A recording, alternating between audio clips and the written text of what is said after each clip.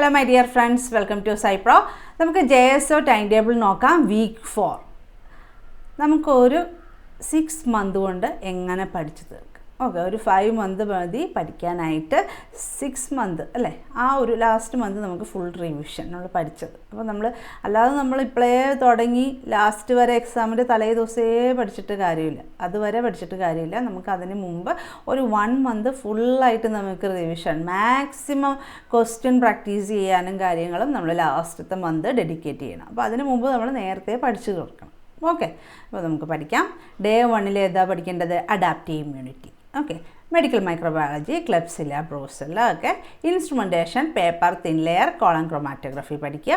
അതുകൂടാതെ നേരത്തെ ഒരു മൈന്യൂട്ട് റിവിഷൻ, ബാക്ടീരിയൽ സ്റ്റെയിനിങ് മാത്രം ഒന്ന് റിവൈസ് ചെയ്യുക. അല്ലെങ്കിൽ നിങ്ങൾക്ക് ബാക്ടീരിയൽ സ്റ്റെയിനിങ്ങിൽ തന്നെ ഗ്രാം സ്റ്റെയിനിങ് മാത്രം റിവൈസ് ചെയ്യുക, ബാക്കിയുള്ള സ്റ്റെയിനിങ് അടുത്ത ദിവസം റിവൈസ് ചെയ്യുക. അപ്പോൾ ആ രീതിയിൽ മൈന്യൂട്ട് റിവിഷനും കൂടി വെക്കുക. Okay, test series, Brucella, ക്ലെപ്സിൽ.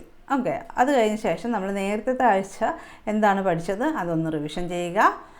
Day 2 എന്താണ്? ഇമ്മ്യൂണോഗ്ലോബുലിനെ പറ്റി പഠിക്കുക. ഓക്കെ, പിന്നെ ആക്ടിനോമൈസൈറ്റ്സിനെ പറ്റി പഠിക്കുക. അമിനോ ആസിഡ് റിവൈസ് ചെയ്യുക. മെഡിക്കൽ മൈക്രോബയോളജിയുടെ എക്സാം ചെയ്യുക, ആക്ടിനോമൈസൈറ്റ്. ഓക്കെ, അത് കഴിഞ്ഞ ശേഷം ഡേ 3 എന്താണ്? ഇമ്മ്യൂണോളജി ക്ലാസ് അല്ലേ, ക്ലാസ്സസ് ഓഫ് ഇമ്മ്യൂണോഗ്ലോബുലിൻ പഠിക്കുക. ബോർഡറ്റ് അല്ല, അതുപോലെ തന്നെ അയൺ എക്സ്ചേഞ്ച് ക്രോമാറ്റോഗ്രഫി. പിന്നീട് നമുക്ക് ബുദ്ധിമുട്ടുള്ള ഏരിയ, ബയോകെമിസ്ട്രി എല്ലാവർക്കും ഇച്ചിരി ബുദ്ധിമുട്ടുള്ള ഏരിയ ആണ്. അപ്പോൾ അത് മാക്സിമം റിവിഷൻ ചെയ്യുക. ഓക്കെ, അതുപോലെ തന്നെ നമ്മൾ എക്സാംസും പ്രാക്ടീസ് ചെയ്യുക. ടെസ്റ്റ് സീരീസ്, ബോർഡറ്റ് അല്ല, അതുപോലെ തന്നെ ഇമ്മ്യൂണോളജിയുടെ ആൻറ്റിജൻ ആൻറ്റിബോഡി, അതുപോലെ തന്നെ ഇമ്മ്യൂണോളജിയുടെ ആൻറ്റിജൻ ആൻറ്റിബോഡിനെ പറ്റിയിട്ടുള്ളത്. അപ്പോൾ നമ്മൾ ഡേ 3 പഠിച്ചതും ഡേ 2 പഠിച്ച ഇമ്മ്യൂണോഗ്ലോബുലിൻ ഫുള്ളും പഠിച്ചിട്ട് വേണം ഈ ഒരു ടെസ്റ്റ് സീരീസ്, അതായത് അതൊന്ന് റിവൈസും കൂടി ചെയ്യുക. ഓക്കെ, ഇനി ഡേ 4 ഹൈപ്പർ സെൻസിറ്റിവിറ്റീസ്, പിന്നെ medical microbiology class 10 Haemophilus, instrumentation class 3 gel permeation chromatography ഒക്കെ പഠിക്കാം. Test series, medical microbiology, Haemophilus influence, അതുപോലെ തന്നെ ഇമ്മ്യൂണോളജി ഹൈപ്പർ സെൻസിറ്റിവിറ്റി. ഓക്കെ, അതിൻ്റെ ടെസ്റ്റ് സീരീസ് ചെയ്യുക.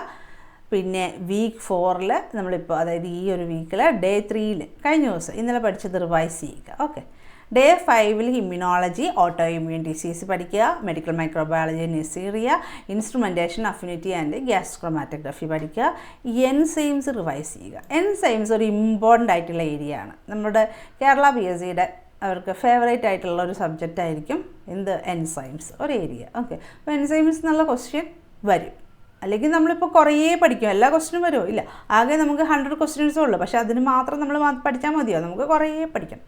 ഓക്കെ, എന്നാലേ നമുക്ക് സ്റ്റേറ്റ്മെൻറ്റ് ടൈപ്പ് ക്വസ്റ്റ്യൻസ് ആൻസർ ചെയ്യാൻ പറ്റുള്ളൂ. അല്ലെങ്കിൽ അവിടെ ഇവിടെയും പഠിച്ചു വെച്ചിട്ട് കാര്യമില്ല. ഫുള്ളും നമ്മൾ കറക്റ്റായിട്ട് സിസ്റ്റമാറ്റിക്കായിട്ട് പഠിച്ചു പോകണം. അതുപോലെ തന്നെ എല്ലാ ദിവസവും എക്സാംസും എഴുതി പോകണം. എന്നാൽ മാത്രമേ നമുക്ക് നന്നായിട്ട് എക്സാമിനേഷൻ അല്ലേ നല്ല മാർക്ക് വാങ്ങാൻ പറ്റുള്ളൂ.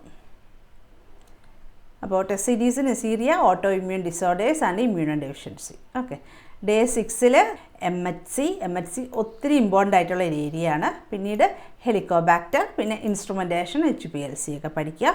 അതുകൂടാതെ മൈക്രോബയോളജി റിവൈസ് ചെയ്യുക. ഓക്കെ, പിന്നെ ടെസ്റ്റ് സീരീസ്, ഹെലിക്കോബാക്ടർ. ഓക്കെ, അത് ചെയ്യുക.